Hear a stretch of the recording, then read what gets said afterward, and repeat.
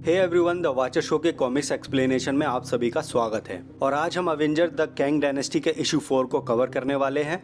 अगर आपने इससे पहले के कोई इशू को नहीं पढ़ा है तो उनकी लिंक नीचे डिस्क्रिप्शन में दे रखी है। और आगे बढ़ने से पहले इस चैनल को सब्सक्राइब कर लीजिए ताकि इस तरह की वीडियो मैं हमेशा आपके सामने लाता रहूं। तो चलिए शुरू करते हैं।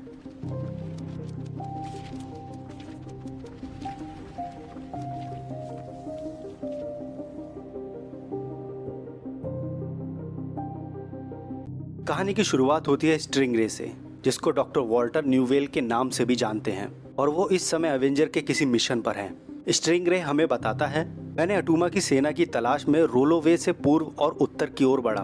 लगभग 5 मील दूर मैंने उन्हें ढूंढ लिया और कुछ ही पल में उनने मुझे घेर लिया। फिर हम देखते हैं अटूमा के सैनिक स्ट्रिंग रे को चारों ओर से घेर लेते हैं। फिर स्ट्रिंग रे उनको एक बिजली का जोरदार झटका देता है।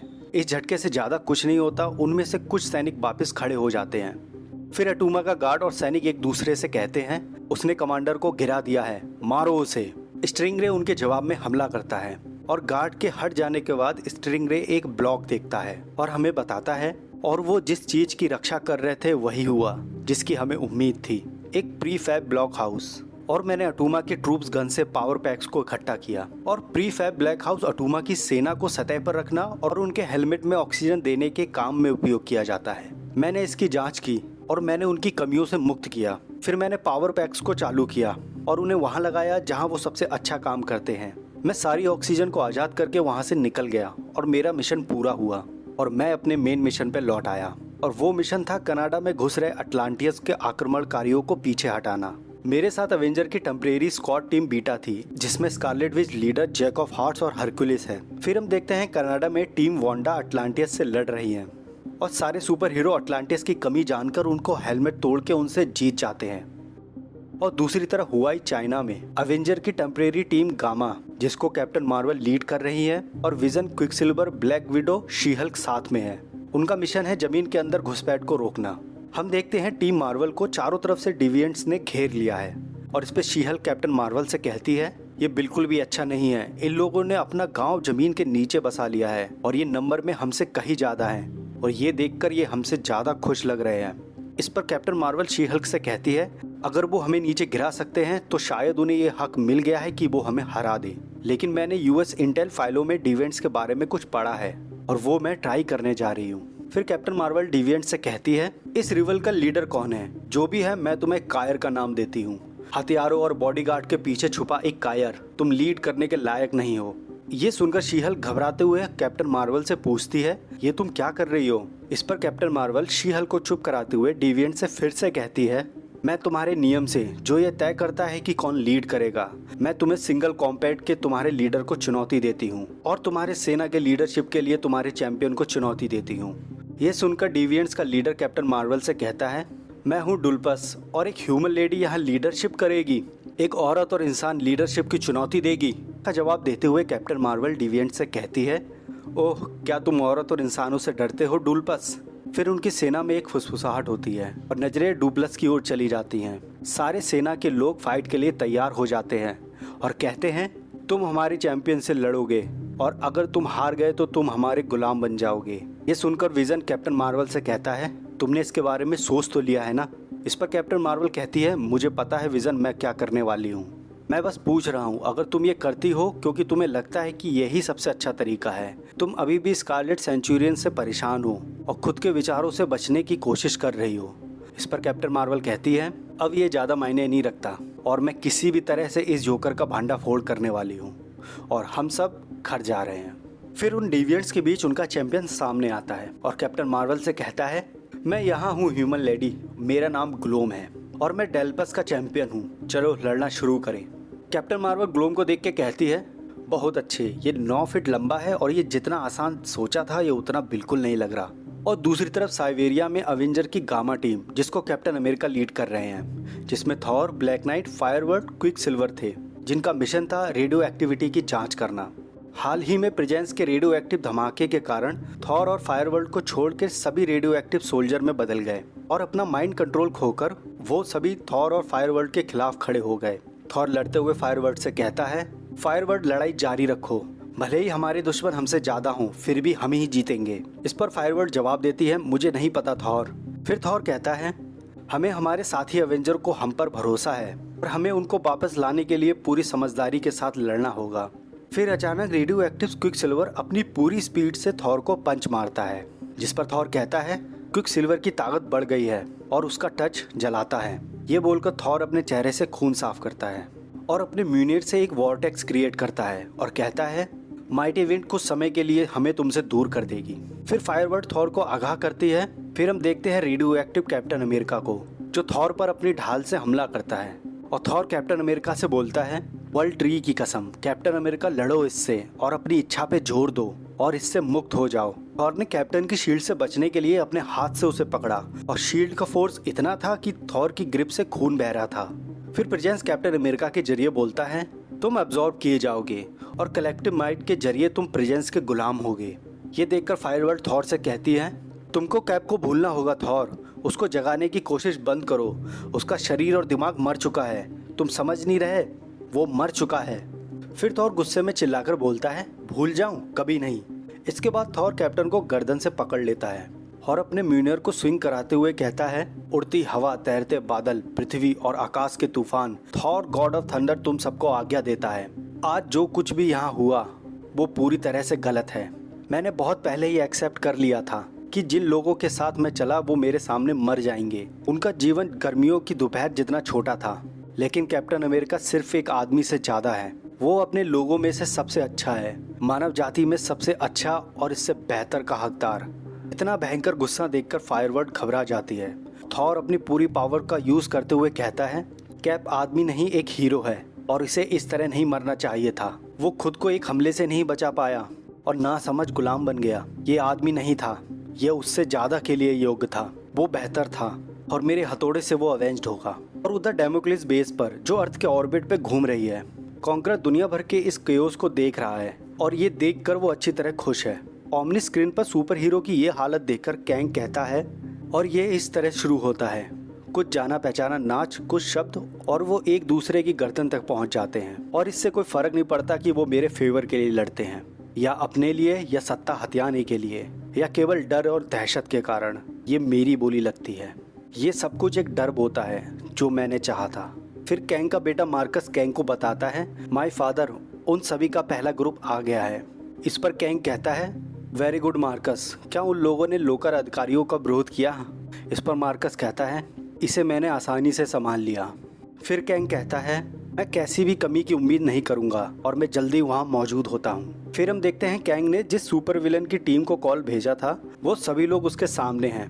कैंग उन सभी लोगों से कहता है, तो हमने भर्ती के लिए एक कॉल भेजा था और तुम सब उसके जवाब के आंसर हो। फिर कैंग उनमें से एक विलन को अपनी उंगली से पॉइंट आउट करते हुए कहता है, मुझे बताओ कि मेरी सेना में जगह बनाने के लिए क्या जरूरी है। ये सुनकर वो विलन कहता है, वेल, मैंने ऑस्ट्रेलियन आर्मी ट्रेनिंग में 6 साल दिए हैं और प्राइवेट सोल्जर को भी तैयार किया है। जब तक विलन अपनी बात पूरी करता तब तक उनके बीच में व्रिलबिंड अपनी पावर का यूज करते हुए कैंग के सामने आता है और कैंग से कहता है, मैं हूँ व्रिलबिंड और मैं बेकार हारे हुए लोगों के पीछे लाइन में इंतजार नहीं करता। मुझे इन जोकरों से ज़्यादा पावर है कैंग। मुझे लगता है कि मैं वही हूँ जो तुम देख रहे हो। कम से कम मुझे क्लास ट्रीटमेंट मिलना चाहिए। कैंग ये नासमझी देखकर उससे कहता है, खैर मेरे पास तुम्हारे लिए एक असाइनमेंट है, तुम वापस जाओगे। और ये बोलकर कैंग अपनी टाइम चेयर से उसको अर्थ पे टेलीपोर्ट कर देता है और कहता है, कैंग के पास पहले से ही पावर है और कैंग कुछ ऐसा सहन नहीं करेगा। तो बताओ हम कहाँ थे? और उसी समय चाइना में कैप्टन मार्वल 2+ के चैंपियन के साथ लीडरशिप के लिए लड़ रही हैं। तब ग्लोम कैप्टन मार्वल से कहता है, तुम बहुत अच्छे से उड़ती हो ह्यूमन लेडी, क्या तुम अब फाइट करना चाहती हो? इस पर कैप्टन मार्वल कहती है, बस सही पल का इंतजार कर रही हूँ ग्लोम, लेकिन अब जब तुमने पूछ ही लिया है तो ये लो। ये बोलकर कैप्टन मार्वल फोटॉन ब्लास्ट का हमला करती है जिससे ग्लोम पर कोई असर नहीं होता। फिर ग्लोम कहता है, तुम ग्लोम को किसी तरह से चोट नहीं पहुंचा सकती। मेरे पास कोई हड्डी नहीं है, ना ही कोई अंग बचा है। मैं अपने शरीर को आकार देता हूँ, लेकिन तुम अभी ग्लोम का हग महसूस करोगी। ये बोलकर ग्लोम कैप्टन मार्वल को कसके पकड़ लेता है। और दूसरी तरफ साइबेरिया में थॉर रेडियो एक्टिव सोल्जर से लड़ रहा है और लड़ते हुए प्रेजेंस के पास जाकर प्रेजेंस से कहता है, तो तुम्हारे पास एक पर्सनल गार्ड है और अब तुम थॉर के गुस्से का अनुभव करो। और ये बोलकर थॉर म्यूनिर से एक थंडर स्ट्राइक करता है और प्रेजेंस के सामने सुपर हीरो लैंडिंग के साथ प्रेजेंस से कहता है, थॉर इनके मालिक से बात करेगा। ये सुनकर प्रेजेंस कहता है, ओह थॉर, तुम्हारे पास एक महान पावर है, गॉड होने का ढोंग करते हो, लेकिन मैं प्रेजेंस हूँ और मैं खुद पावर हूँ। अगर तुम बदले नहीं जा सकते तो तुम्हें मरना होगा। और ये बोलकर प्रेजेंस थॉर पर हमला करता है। थॉर अपने म्यूनियर से प्रेजेंस की पावर को ब्लॉक करता है और कहता है, मुझे नहीं लगता प्रेजेंस, आई एम थॉर और तुम मेरे न्याय का सामना करोगे। थॉर और प्रेजेंस की लड़ाई के बीच में हवाएं उनको चारों ओर से घेर लेती हैं, जैसे एक दीवार का निर्माण हो गया हो। थॉर अपने हथौड़े से प्रेजेंस की पावर को एब्जॉर्ब करने लगता है। प्रेजेंस स्टारलाइट से कहता है, ये एब्जॉर्ब कर रहा है, तुम चिंता ना करो, मैं जल्दी इसे ओवरलोड कर दूंगा। थॉर गुस्से में प्रेजेंस से कहता है, तुम अपना काम करो विलन, तूने अपनी पावर का गलत यूज़ किया है और अब तुम इसे ज़्यादा यूज़ नहीं कर पाओगे। फिर प्रेजेंस अपने हॉरर को फेस करता है कि वो अपने पावर ब्लास्ट को बंद नहीं कर सकता और ये देखकर प्रेजेंस कहता है, मेरी पावर, तुम ये क्या कर रहे हो। थॉर प्रेजेंस की पावर को एब्जॉर्ब करते हुए कहता है, अब थॉर का जजमेंट सुनो क्रिएचर, तुम एक ऐसे व्यक्ति की मृत्यु का कारण हो जो तुम कभी नहीं जान पाओगे और तुम अपने अपराध के अंजाम के लिए तैयार रहो, अपनी ज़िंदगी खोकर। लेकिन प्रेजेंस जवाब नहीं दे रहा है और वो वास्तव में जवाब नहीं दे सकता था। और दूसरी तरफ ग्लोम और कैप्टन मार्वल की फाइट में ग्लोम ने कैप्टन मार्वल को पूरी तरह से जकड़ लिया है और कैप्टन मार्वल से कहता है, कोई डिफेंस नहीं ह्यूमन लेडी। कैप्टन मार्वल ने निकलने की कोशिश की, लेकिन ये मिट्टी में तैरने जैसा है, मोटा, गर्म, मजबूत, और यह उसे पूरी तरह से ढक देता है और कैप्टन मार्वल के चारों ओर अंधेरा बढ़ जाता है। कैप्टन मार्वल की एनर्जी एब्जॉर्ब करने की पावर से उसको एक पास में एक एनर्जी महसूस होती है। धीरे धीरे दर्द के साथ कैप्टन मार्वल उसकी ओर बढ़ती है और वो देखती है ग्लोब का दिमाग, जो ऑक्सीजन की कमी से गहरा लाल हो जाता है। और बाहर ब्लैक विडो, विजन इस सिचुएशन को लेके परेशान हो रहे हैं और अंदर कैप्टन मार्वल ग्लोम के दिमाग को पकड़ लेती है और उसे नष्ट कर देती है, जो उसका ब्रेन और उसका हार्ट था। ग्लोम का केवल एकमात्र अंग, और ग्लोम को फोड़कर वो बाहर आ जाती है। ग्लोम को हराने के बाद वो कहती है, अब क्या होना चाहिए, सरेंडर। साइबेरिया में थॉर प्रेजेंस से पूरी तरह उसकी पावर को एब्जॉर्ब करके कहता है, क्या तुम इसे महसूस कर रहे हो, पावर का लास्ट स्पार्क जो तुम्हारे जीवन को छीन लेगा, उन जीवन के विरोध में जो तुमने इतनी क्रूरता से जिया है। फिर स्टारलाइट टाइटेनिया थॉर को रोकते हुए कहती है, प्लीज़ उसे मत मारो, मैं उनकी पावर और अपनी पावर के साथ तुम्हारे साथियों को निकाल सकती हूँ और उन्हें फिर से रिस्टोर कर सकती हूँ, जैसे प्रेजेंस ने अपने बेटे के साथ किया।